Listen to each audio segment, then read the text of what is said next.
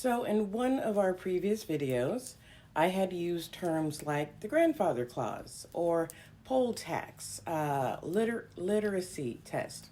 Always trip over that word.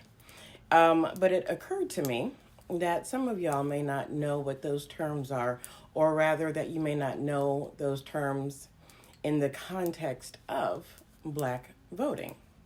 Okay? And remember, we were talking about the suffragettes at the time, right? So the grandfather clause or grandfather clauses were legal and constitutional set of laws that prevented Black people from voting.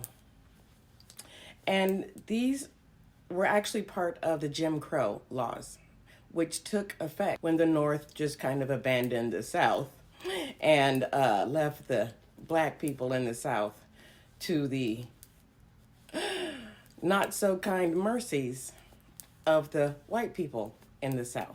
Okay? So the grandfather clause, as it relates to voting, says that anyone who had obtained the right to vote prior to 1867 would not have to jump through hoops the next time they voted. In some cases, it was also if you had ancestors who had the right to vote prior to the end of the Civil War. Okay? Now, how did that impact Black people? So we know that Black men did not get the right to vote until I believe it was 1870, and that Black women did not get the right to vote until the 1920s. Both of those events are, in theory, they got the right to vote.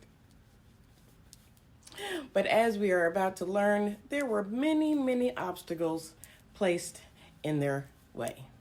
So one thing I forgot to mention about grandfather clauses, the way they had worded the clause, the way they had enacted the clause, it was to ensure that Black people could not vote, but economically challenged white people would still be able to vote. Because remember, if they had the right to vote prior to 1867, or their ancestors had the right to vote before the end of the Civil War, they wouldn't have to jump through the following hoops. And one of them being the poll tax, right? That's where you have to pay a fee to be able to vote. Now, it was disproportionately directed at Black people. Newly, freed Black people who are more concerned about putting food on the table than paying to vote, right? Even if the poll tax was affordable, many Black people could not afford to spend their money on the poll tax. So they were not voting. So another big one was the literacy test, right? The test was given to Black people, okay? And they were handed a piece of paper, a book, a paragraph, something, and they were told that they needed to be able to read whatever was put in front of them. The problem, though, is that being able to pass the test was completely subjective. I think that's the right term. Yeah, I think that's the right term. They were completely subjective. So whoever was administering the test, all right, man, could say pass or fail. If he said pass, Black person could vote. If he said fail, Black person could not vote. Can you guess how many Southern white men said pass?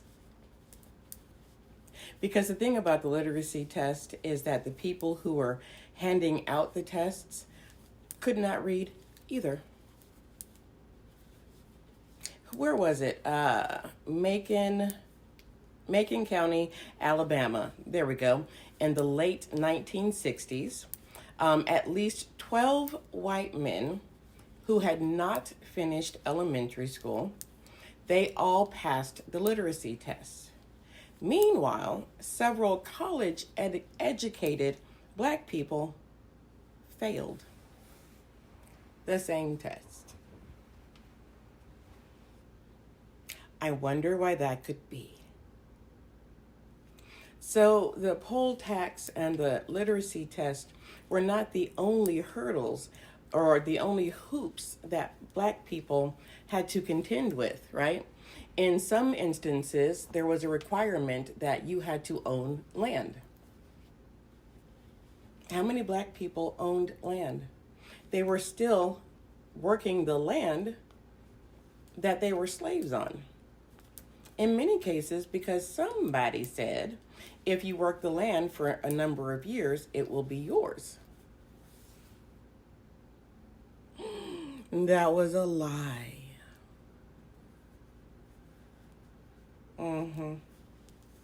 In some states, you had to be able to recite the Constitution. And again, I laugh. Like, the people administering this test, are you able to recite the Constitution? And specifically to the southern states, were you requiring them to recite the Constitution of the United States of America or the Constitution of the Confederate States?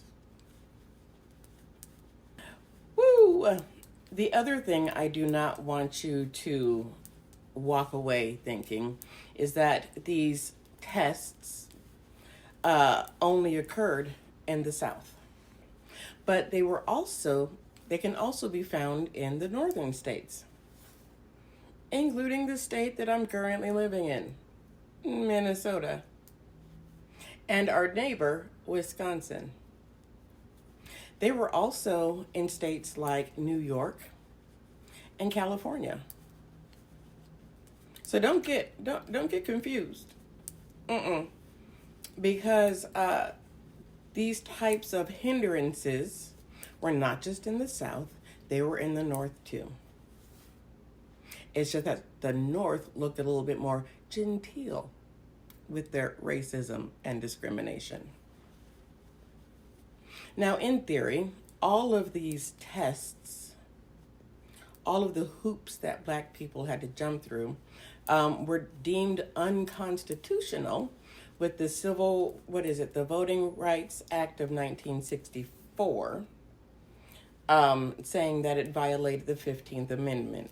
But it wasn't until the Voting Rights Act of 1965 did they say, okay, you know what, y'all cannot do a poll tax, you can't do a literacy tax, y'all can't do none of that, okay? You cannot stop people from voting, regardless of the gender and regardless of the race. But that took care of what was happening legally. It still did not address the KKK setting up burning crosses, nooses on trees, and terrorizing Black people and anybody who tried to help them. Sorry, I'm angry now. Okay. With that being said, thank you for listening, and I'm going to go meditate to calm my spirit.